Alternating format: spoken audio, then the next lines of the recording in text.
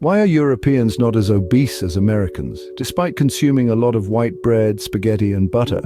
It's a question that has puzzled many. Today, we're going to unravel this paradox by looking at the various factors that contribute to this phenomenon. This isn't just about diet, but also lifestyle, cultural norms, healthcare systems, and even genetics. It's a complex issue with no simple answer, but it's a journey worth embarking on. So let's dive into this fascinating topic. The first factor we will examine is portion sizes. Now, portion sizes can be a bit of a dark horse in the world of nutrition. They may seem innocent enough, but they can have a significant impact on our calorie intake and ultimately our waistlines. Let's start with a comparison. Picture a plate of food in a typical American diner, and now imagine a similar plate in a quaint cafe in the heart of Paris. You'll likely notice that the American plate is filled to the brim, while the Parisian plate is more modest. This difference is not just a matter of aesthetics, it is a reflection of the cultural norms around portion sizes in these two regions. In the United States, portion sizes have been growing steadily for decades. A single meal at a restaurant could easily contain a day's worth of calories. This supersized mentality can lead to overeating, even if the food on the plate is relatively healthy. On the other hand, in many European countries, portion sizes tend to be smaller. There's an emphasis on quality over quantity. The food is savored, not devoured. This practice can help people feel satisfied with less food, reducing the risk of overeating and contributing to better weight management. But it's not just about the size of the plate. It's about the mindset that accompanies it, the understanding that food is to be enjoyed, not rushed.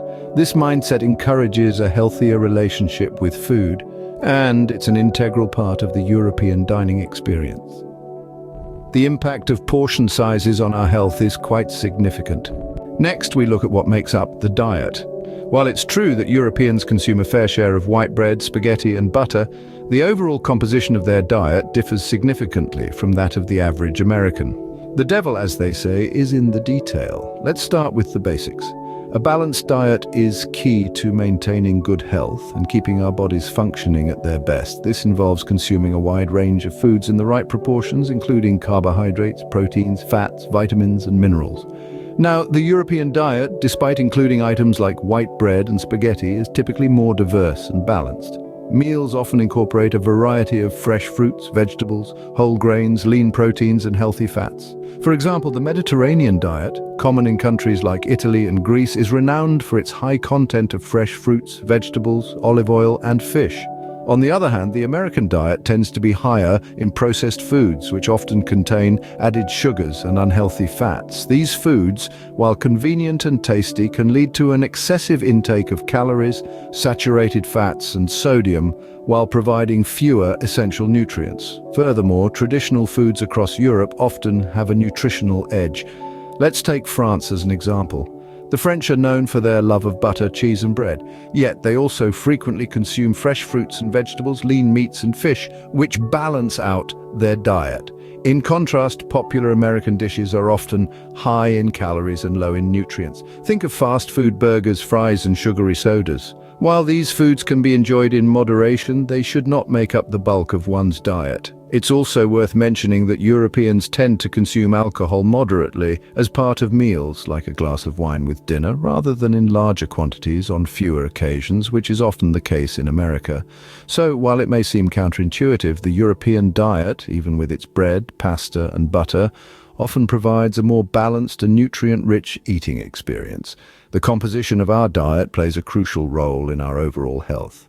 Now let's consider lifestyle and physical activity. Physical activity plays a crucial role in weight management, and there's a stark difference in the way Europeans and Americans approach it. Europe is peppered with cities designed for walking. The narrow cobblestone streets of Rome, the bustling markets of Barcelona, or the picturesque canals of Amsterdam, they all invite exploration on foot. Walking is not just a means of getting from point A to B, it's a way of life. Contrast this with the United States, where many cities are designed around the automobile.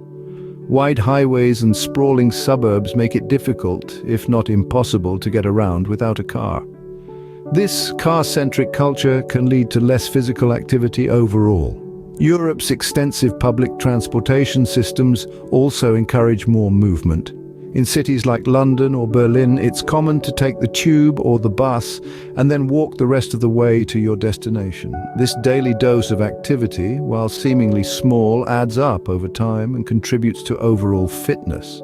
But it's not just about city design and public transportation. The European culture itself encourages outdoor activities.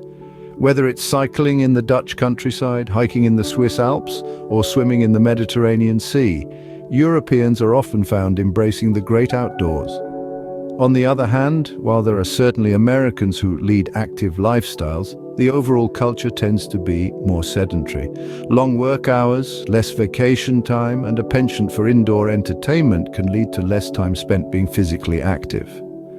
The difference in physical activity levels between Europeans and Americans is one piece of the puzzle in understanding the discrepancy in obesity rates. But remember, it's not a simple matter of one lifestyle being better than the other. It's about how our environment and culture shape our habits and how these habits in turn affect our health.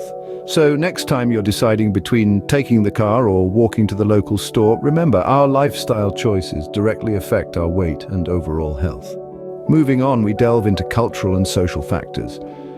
Now, it's fascinating to see how our environment and the societal norms around us can impact our relationship with food. Cultural attitudes play a significant role in shaping our eating behaviors. For instance, in many European cultures, food is not just seen as fuel for the body, but as a source of enjoyment and an essential part of social gatherings. Mealtime habits are another crucial aspect. In some parts of Europe, meals are not rushed affairs, but leisurely events where people take time to savor their food. This mindful approach to eating can lead to better satiety and less overeating. Social norms, too, can influence our food choices. In societies where fresh, home-cooked meals are the norm, people may consume less processed and fast food, which are often high in calories and low in nutritional value. Moreover, the cultural emphasis on communal eating in many European societies may also contribute to healthier eating habits. When meals are shared with others, they tend to be more balanced and diverse, incorporating a variety of food groups.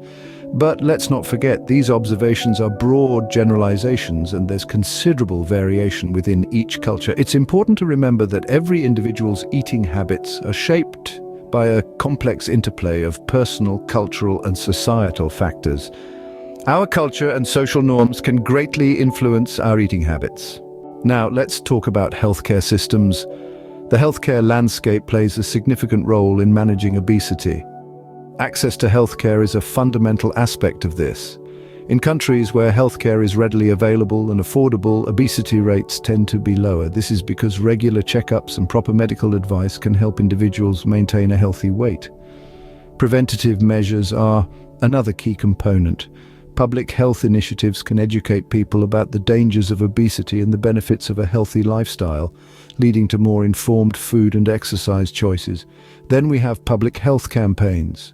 These campaigns actively promote healthier food choices and physical activity.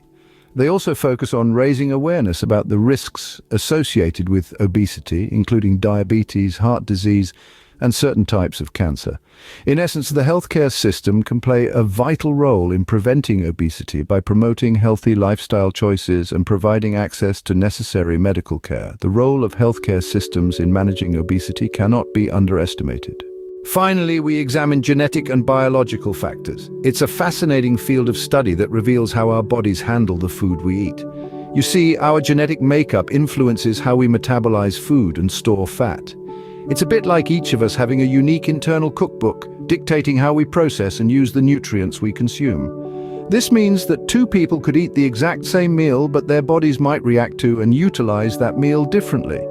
This is due in part to genetic variations that can affect things like metabolism speed, the tendency to feel full, and even food preferences. Furthermore, biological factors such as age, sex, and hormonal balance can also impact our weight and health. So it's not just about what we eat, but how our bodies deal with what we eat. Genetics and biology also play a part in our weight and health. In summary, obesity is a complex issue influenced by multiple factors. Our exploration today took us through the role of portion sizes, diet composition, lifestyle, physical activity, cultural norms, healthcare systems, and even genetics. Each of these elements paints a different stroke in the intricate picture of obesity. While diet is an important factor, it's just one piece of the puzzle. Remember, every body is unique, and